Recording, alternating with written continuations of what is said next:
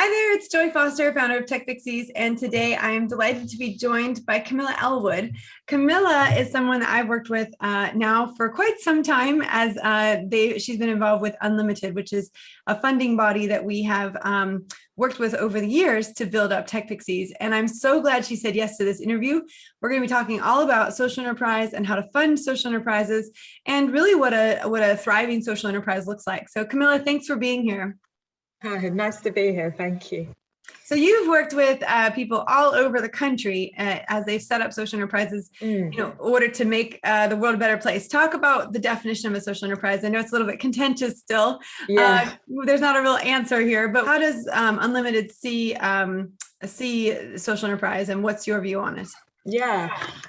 So I think there's something like 26 definitions of social enterprise. I guess for me, and I think UnLtd too, it really is just it's proving a way of business which can also have a purpose with it, and making sure that, whatever you're doing, whether it's selling a product or a service, that it's got a commercial viability at the same time as doing good. And I think that's what we see, and we fund around 500 social entrepreneurs a year, and kind of the common thing is having a great founder who's got a real passion for what they do, for whatever reason, whether they have lived experience or whether they're just really passionate about a certain cause. So I think for me, social enterprise is really about the individual who's the founder, and really making sure there's that viable commercial element to the business, which makes it different to a charity, I guess. Yeah, for sure. So with charities, obviously there isn't necessarily a commercially viable option, although a lot of charities are starting to introduce a commercially viable arm so that they can fund their charity work. Do you see a lot of that come through? Yeah, we're kind of agnostic on legal structure at UnLtd, so we work with a whole bunch of charities and kind of other structures. If they are a charity, they kind of have to be significantly reliant on traded income, and I think more and more charities are doing that because it is a way to be sustainable. And I've worked in the purely charitable sector, and I've worked in social enterprise, and I think the difference with social enterprise is that you're not reliant on that next grant funding round, although obviously a lot of social enterprises do get grant funding. It's not a bad thing to get grant funding, but yeah, I think it makes sense for a lot of charities to focus on having a trading arm as well, and that might mean setting up a separate legal structure, which can get complicated, but a lot of people are doing it. Well, I've been working with UnLtd now for 7 years. I can't believe that. So I went through the very first award I applied for was the Do It Award. Of course, is there still the Try It Award? I think so. We kind of call them different things now, but we do have the kind of Try It Award, which is anywhere from £200 to maybe £500 just to help people set up a business. And then we definitely have the Do It still. So the Try It, I think, is less common, but our funding has changed a bit since then, probably. But yeah, mainly the Do It Awards, which are roughly 5k for businesses who've kind of got a model, got an idea, got everything set up. They just need a bit of, I guess, seed funding in a way. Oh yeah, I remember I paid for my logo with it. Yeah. I paid for my website hosting with it.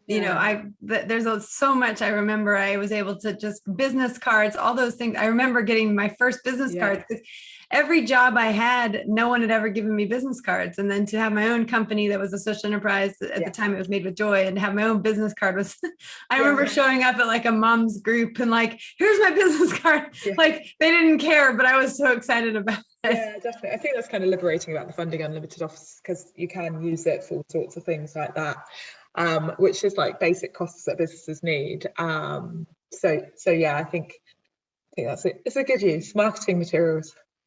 Yeah, and then we went from the Do It to the Grow It. I don't know if you still have the Grow It. Yeah. There's less Grow It awards because they're larger awards. Grow It's are about 15,000. We're trying to, I think the idea is that we're focusing a bit more on giving out more Do It so we can support more people, because obviously 15k is a bigger chunk of funding that we have.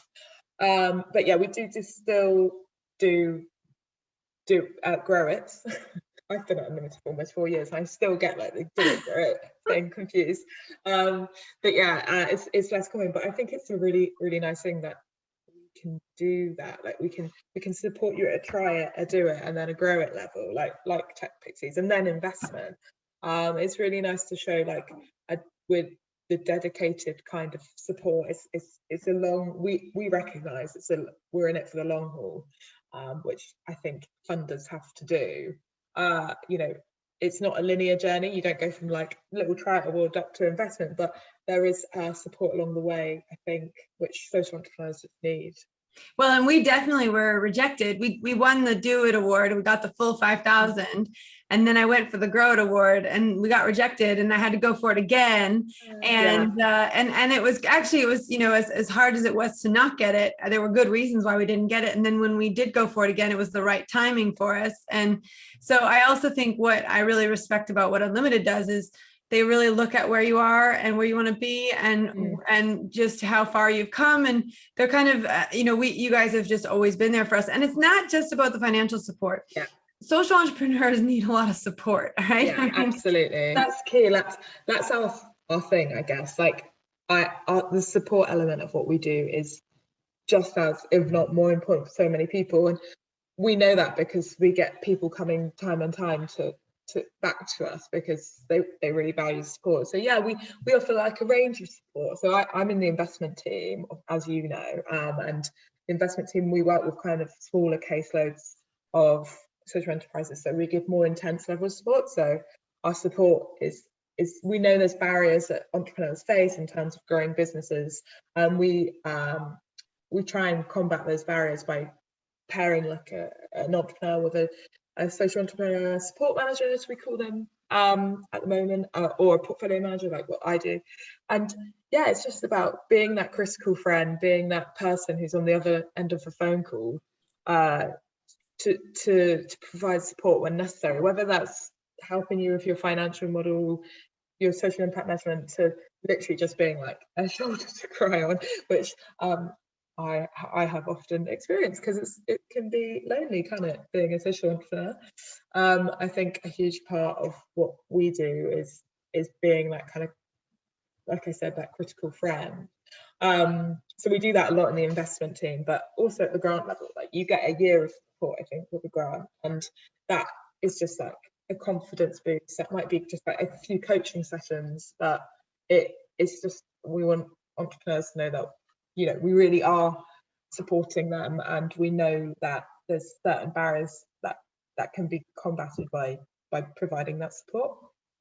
Yeah, absolutely. Well, we've benefited massively from that, and the ability to get, you know, like you said, there's these barriers that people face, and you go, okay, we have to make a decision about tax, or we have to make a decision about GDPR, or we have to make a decision. And you've got all these amazing organizations you've built up relationships with who will say, yeah, let's get you on a call. Let's see what we can do on a pro bono basis, because it can add up really, really fast, especially in the legal realm. Yeah. And we've got UnLtd Connect offering, and that's our team here, who are amazing, made up of 3 really amazing women, actually, all female team, and they just get in all the support in terms of pro bono. Like we've got Hogan Lovells, who are a fantastic partner of ours. They give so much support to these entrepreneurs, you know, thousands and thousands of pounds worth of support, but not just legal. We have like marketing agencies coming in doing like support days for entrepreneurs. We have HR support, you know, you name it. And then also, which is, you know, quite a social impact support. So we've got consultants who we can bring in and do that, you know, pay for that support, when you know that's sometimes the last thing you can afford to do when you're running your own business, is to pay for someone to help you do that sort of thing. So yeah, our Connect offer is a huge part of what we do, and I think there is a value we've put on it. I can't remember what it is, but I'm sure it's several $100,000. Yeah, I would imagine. Yeah, huge. Yeah.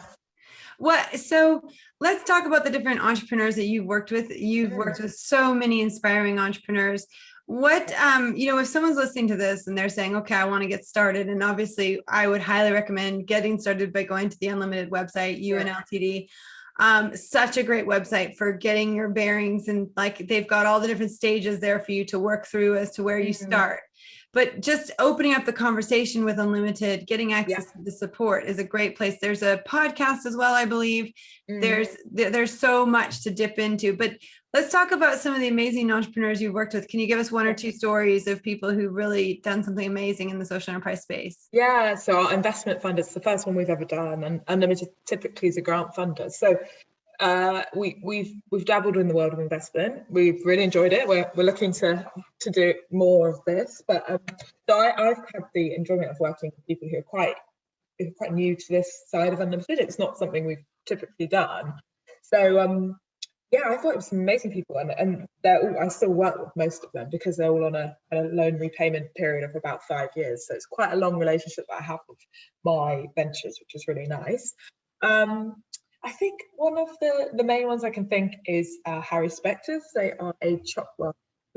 I like them because they're a chocolate company, but they're an amazing company. So they make kind of high-end chocolates, but they're run by a husband and wife, Mona and Shaz, and they're just really brilliant people. They're just really dedicated to the cause. So they employ young autistic people in their workforce.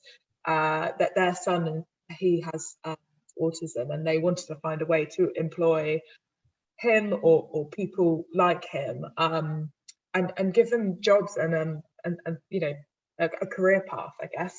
So they created what they could do. I think Mona was she's kind of the one who can make chocolate, and they've just created an amazing business model out of purely wanting to help young people with autism into the world of work. So when we first started supporting them, I think they were in their conservatory making chocolates like at the back of their house, and since we invested in them about 3 years ago now.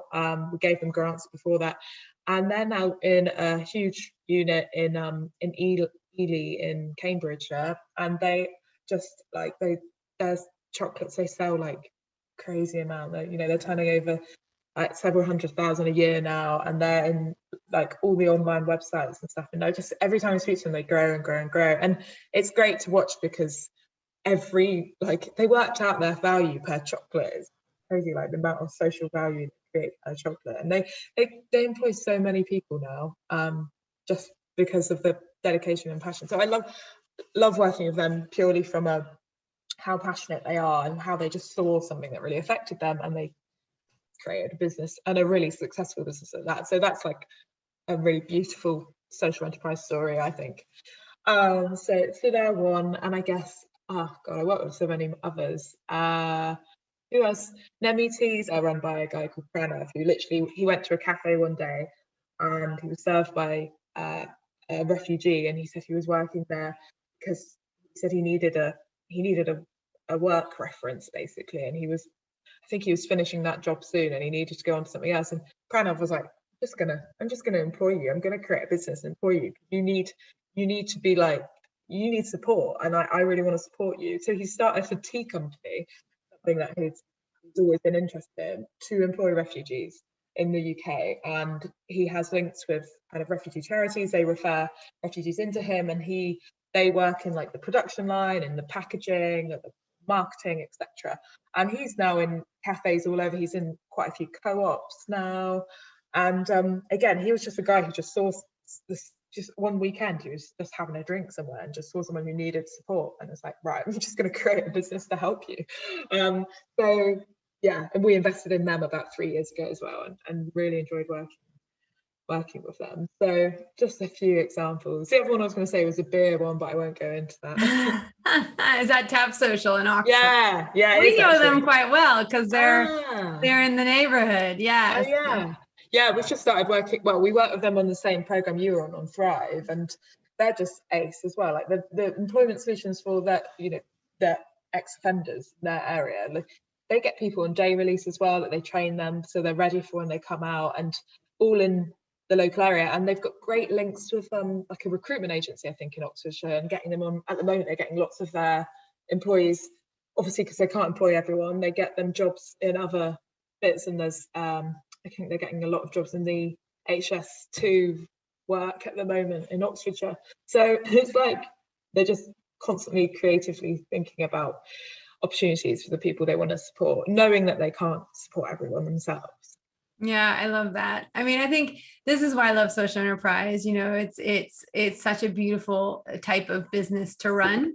Yeah. And there's, you know, the blessings back to your community are so huge. But it is challenging. It's more challenging, I think, sometimes than straightforward business, although I think straightforward business is moving more towards having a social element, and so it's going to become more commonplace. Yeah. But I certainly massively have benefited from the education I've received at UnLtd and the financial support for sure.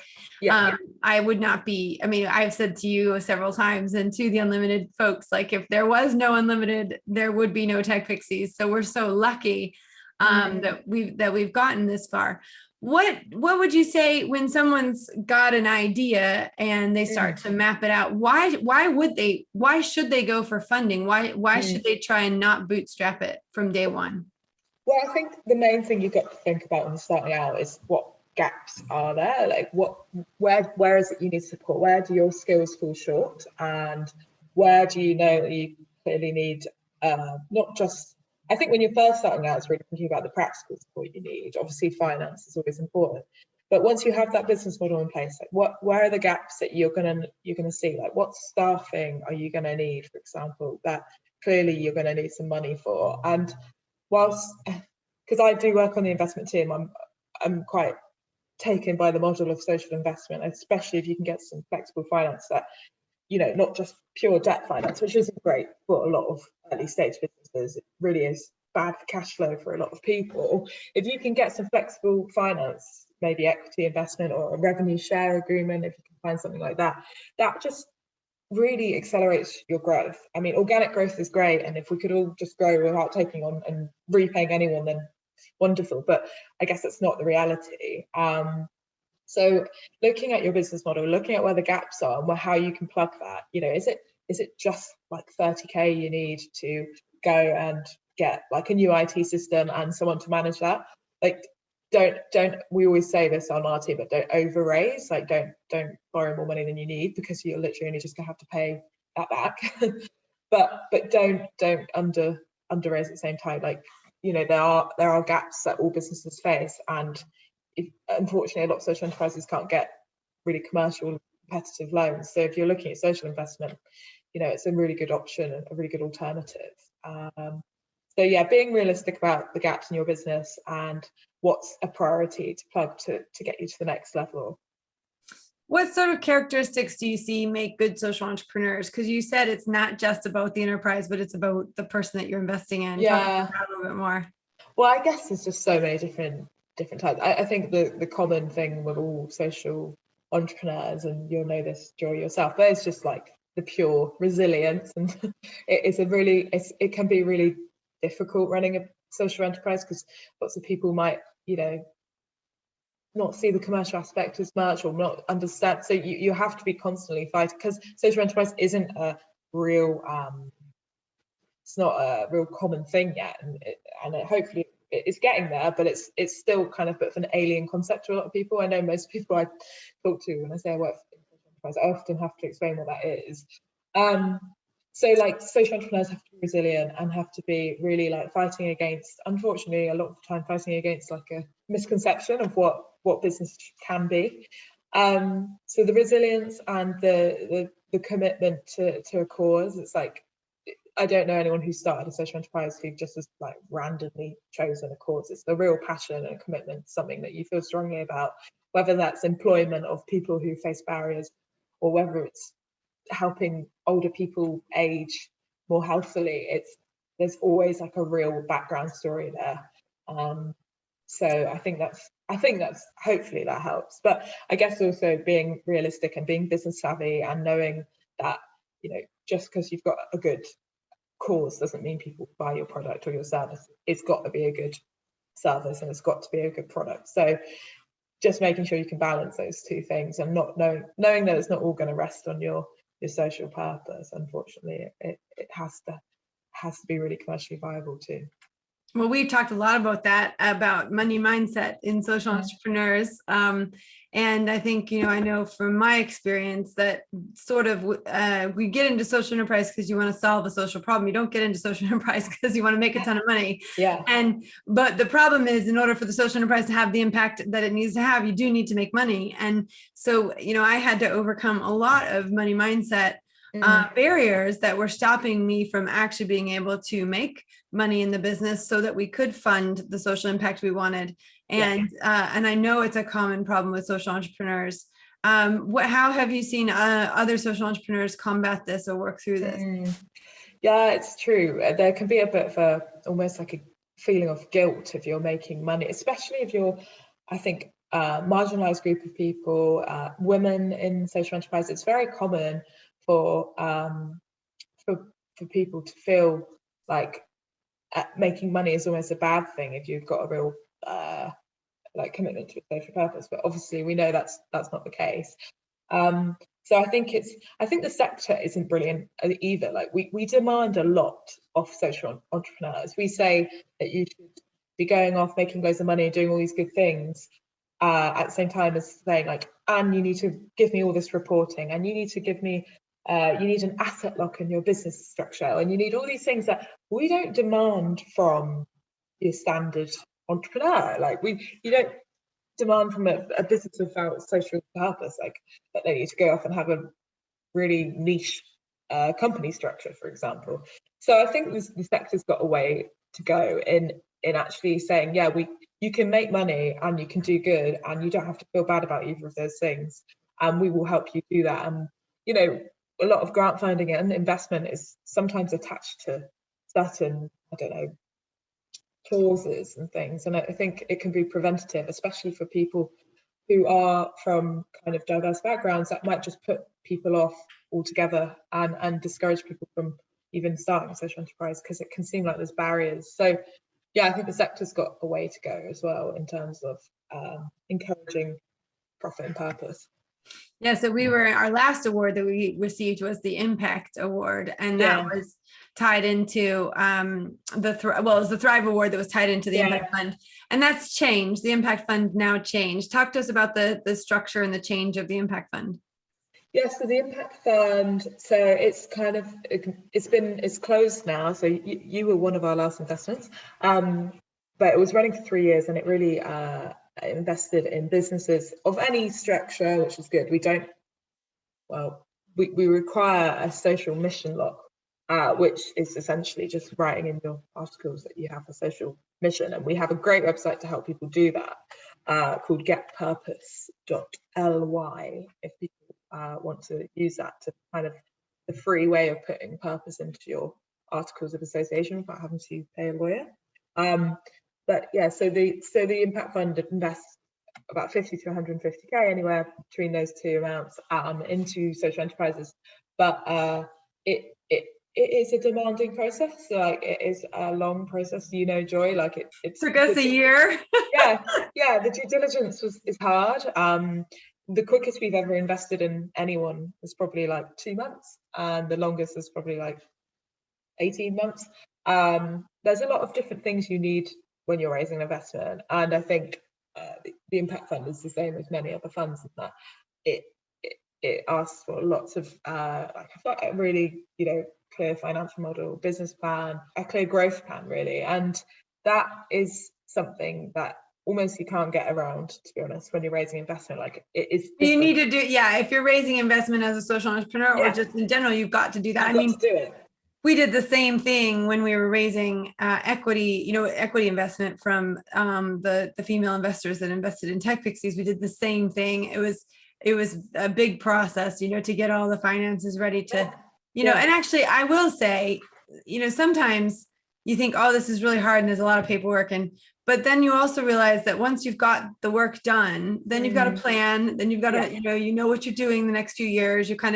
You're then just you're working to the plan, and I do find having a plan is essential to getting. It's like having a map, having Google, right? You can get in the car and you can just try and figure out how to get there, or you can plug in the GPS and you get there a lot quicker. So that for sure. And then, I think you come up against like roadblocks or, a bridge is closed or whatever, and you got to navigate your way around it. But at least you've got a plan and you know where you're going. And I think that's one of the gifts that UnLtd gave to me, because even for the do it, the grow it, I had to have that documentation in place. Maybe not as extensively, but I had to have, I had to have a plan. I had to have line items for where things would be spent.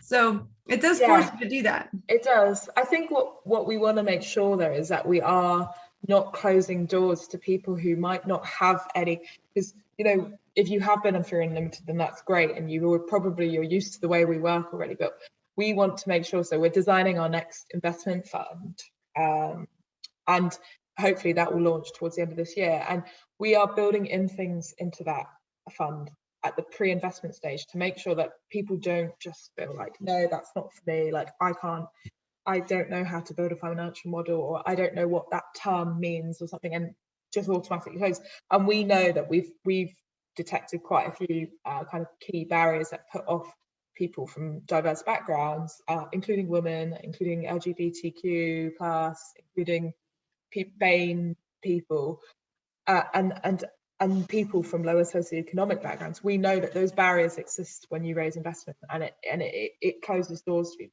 So we're trying to tackle that by creating a grant fund before the investment stage, which is open to people who need that support. So who need someone to come in and spend a few days with them on their strategy, which will help them get to the investment process, or who need, it's so much time that you need to put into an investment process. So if you, for example, are a single mum, and you've got kids, like you need to pay for childcare costs, and we want to create this grant fund to pay for things like that, which will hopefully break down barriers to raising social finance. And I think we know that we can't carry on as a sector just expecting people to meet these levels that you need. We've got a shopping list, a due diligence shopping list for our investment fund. It's got like 25 things on it. We know that not everyone can do that, and so we're definitely designing our new investment fund with this grant at the beginning of it to help people who might need that extra support, because we know that pretty much it's quite easy if you're a white guy to do all these things, because you might have all these things at your fingertips, but if you're not, we want to make sure we're not excluding those people. So hopefully we will break down. It's always going to be a long process, and we know it's not like putting in a grant application, which you kind of just do and it's ticked off and it's done. Investment raising can be a long process, but we want to provide as much support to help people go through. I love that. Well, the place you want to go is UnLtd, UnLtd.org.uk. And it's a great place to get started. I always say to everyone who's thinking about starting a social enterprise, start there. Get on their mailing list, sign up to everything you can sign up to, listen to their podcast, just really start to understand how they work and look for opportunities to get involved. There's a whole page. I've pulled it up on my other screen, but there's a whole section on awards. And I'll tell you, I'll tell you my story, and this is for those who are listening who don't know it yet, but I found out about the Do It Award over lunch with a friend, went home, and the application was due at midnight that night, the pre-application. So I put in the application and I made it through. So, I think, and I mean, that's not to say that it's easy to get through, that's for sure. There's a lot of demand, but it is to say that sometimes, don't wait for these things, just go for it. Because if you don't get it, what I love about UnLtd as well is we always, whenever we've requested feedback, we always got feedback. And then that was able to help assist us on our next application. In fact, what I found was the more that I reached out to UnLtd for support on providing the kind of application they wanted, the more chances that we got, because they got to know us, we got to know them. They really understood what we were trying to do and what we weren't. I mean, that's what happened with the Thrive Award. I remember being in London and we got this email saying they weren't even going to consider us. And I was like, no, hold on. They've known us for years. We need to get on the phone. We need to tell them, like, we wouldn't be here without them. And in the end, we were able to get through because of the personal relationship we built up over time. So I just would say, get involved, get stuck in, show up for their events and read their blog, listen to their podcast, really connect, because in the world of social entrepreneurship, UnLtd is probably the place to be, in my opinion, in the UK for sure. So Camilla, I want to thank you for your time. Thank you. Obviously, I want to thank you for the support that you've given Tech Pixies as well. It was a really special day for us to find out that we did get accepted into the Thrive Award and also into the Impact Fund. So I super appreciate you and your time and your effort and your help with my team as well in helping us move forwards. No worries. It's a joy to work with you and your team. It's been great. So my pleasure. All right. Well, thanks again for coming on to the podcast, and hopefully we'll be sending some budding entrepreneurs your way, social entrepreneurs your way. Please do, yeah. And anyone can get in touch with me if they want to talk about social investment. Brilliant. Thanks so much.